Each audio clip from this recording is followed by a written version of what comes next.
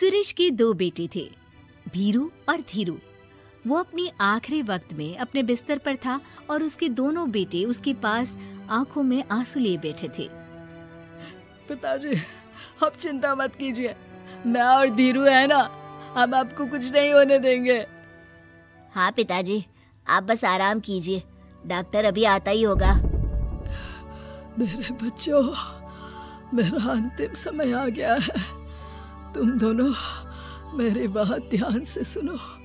मैंने वकील से कहकर अपनी जायदाद तुम दोनों में आधी आधी बांट दी है। मेरे जाने के बाद तुम दोनों मिलकर रहना, एक दूसरे के सुख दुख में साथ देना। तुम्हारी माँ की भी यही इच्छा थी। जी पिताजी, आप जैसा कहेंगे हम वैसा ही करेंगे। जी पिताजी, आप जैसा कहेंगे हम वैसा ही करेंगे। और सुरेश उन्हें छोड़कर चला जाता है। अरे धीरू भाई, मैं तुझसे कहना चाहता था कि मुझे व्यापार बढ़ाने के लिए कुछ रुपयों की जरूरत है। अब पिताजी के जाने के बाद हम दोनों ही एक दूसरे का सहारा है। पिता के जाने के कुछ दिनों के बाद दोनों भाइयों की जिंदगी धीरे धीरे सामान्य हो जाती है। दोनों भाई अब अपना अपना व्यापार संभाल लेते हैं। दोनों एक ही घर में तो रहते हैं, लेकिन अब उनके रिश्ते में पहले जैसी बात नहीं रहती।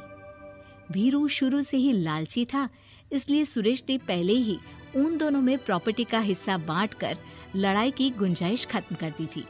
लेकिन पिताजी के जाने के बाद भीरू का लालच बढ़ने लगा। हाँ भैया, आप बताइए कि मैं आपकी किस तरह से मदद कर सकता हूँ। मुझसे जो बन पड़ेगा मैं करूँगा।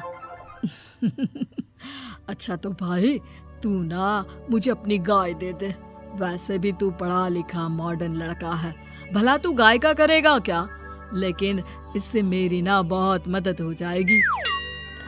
ठीक है भैया, आखिर भाई ही तो भाई के काम आता है।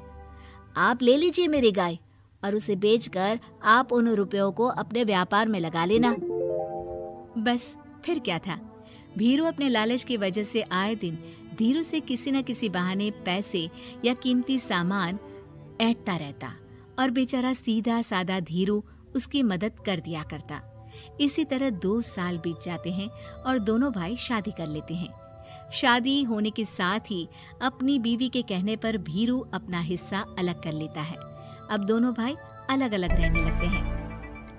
अरे साधना, ये देखो, मैंने आज ही एक बड़ी डील साइन की है। ये शहर का सबसे बड़ी फैक्ट्री का मालिक है। इसके साथ व्यापार करके मेरे व्यापार में दिन दुनी रात चौगुनी तरक्की होगी। लेकिन इसकी बस एक ही शर्त है, अगर इसे हर हफ्ते सामान की पेमेंट नहीं दूंगा तो मुझे इसे जुर्माने के तौर पर बहुत बड़ी रकम देनी होगी। ये तो बड़ी ही चिंता की बात लगती है जी। अरे चिंता कैसी, मैंने पहले ही हिसाब लगा लिया है। मैं इसे हर हफ्ते पेमेंट भी दूंगा और एडवांस पे ऑर्डर भी, तो फिर चिंता काहे की। पास से गुजर रहा भीरू उन दोनों की सारी बातें सुन लेता है और फिर, अरे राधा, सुनती हो? उस धीरू ने आज एक बहुत बड़ी डील साइन की है। ये सुनकर ना मुझे बहुत बुरा लग रहा है। भीरू उसे सारी बात बताता है। तो ऐसे हाथ पे हाथ रख के गुस्सा करने से क्या होने वाला है? आप तो उस डील की कमजोर कड़ी जानते ही हैं, तो मारिए हथौड़ा। अगले दिन धीरू के घर में चोरी होती है और उसमें उसके वो रुपए भी चले जाते हैं जो धीरू डील के मुताबिक क्लाइंट को देने वाला था।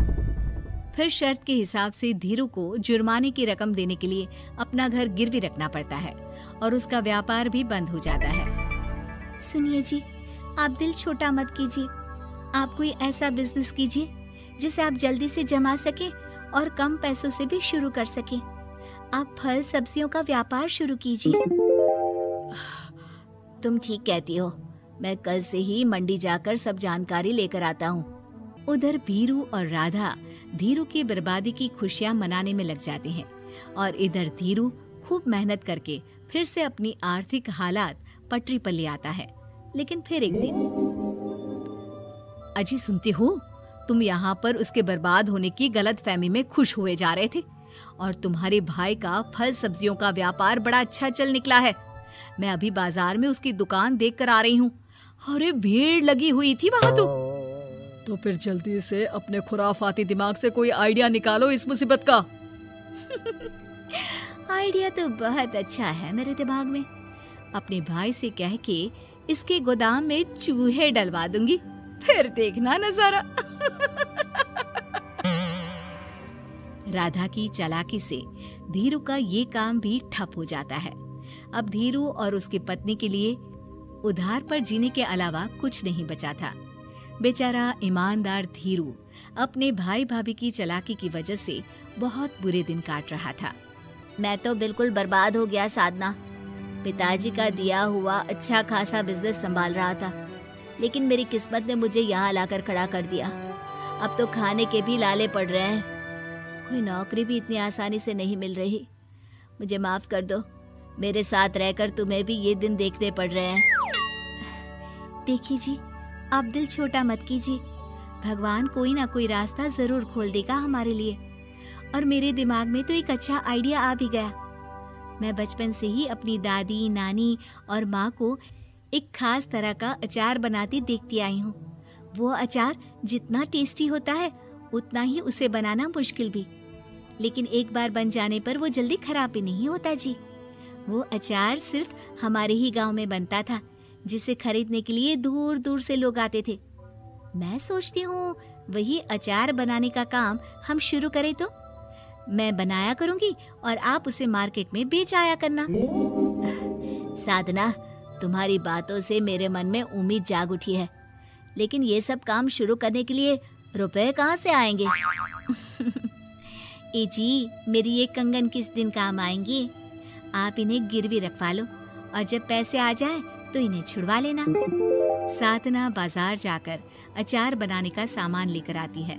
फिर घर आकर सारे खिड़की दरवाजे बंद करके अचार बनाती है और धीरू उस अचार को पैक करने में साधना की मदद करता है और अगले दिन बाजार में बेच भी आता है।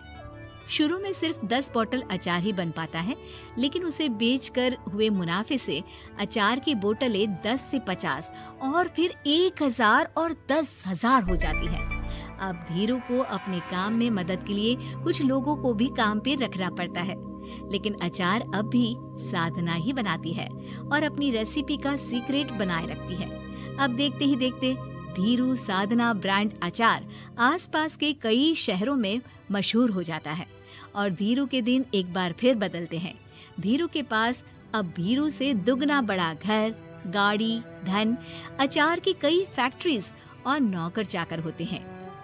धीरू की इतनी तरक्की देखकर भीरू और राधा बुरी तरह से जल भुन जाते हैं, लेकिन अब उनके खिलाफ उनकी कोई चाल कामयाब नहीं होती। सुनिए जी, मैं ना कहती थी कि आप हिम्मत रखिए, एक दिन भगवान हमारे रास्ते जरूर खोल देगा। और देखिए जी, आज हम कहाँ से कहाँ आ गए। ये सब तुम्हारे फौलाद जैसे मजबूत मन की वजह से हो पाया है साधना, वरना एक समय मैं तो हिम्मत ही हार चुका था। तुमने न सिर्फ मेरा हौसला बढ़ाया बल्कि बिजनेस में मेरा साथ भी दिया। जहाँ एक तरफ धीरू और साधना अपनी मेहनत और हौसले से बहुत तरक्की कर चुके थे, वहीं दूसरी तरफ धीरू और राधा के लालच और धोखेबाजी की वजह से वो इनकम टैक्स वालों की नजरों में आ चुके थे। भीरू के एक घर पर इनकम टैक्स वालों का छापा पड़ता है और भीरू को काला धन जमा करने के आरोप में जेल जाना पड़ता है।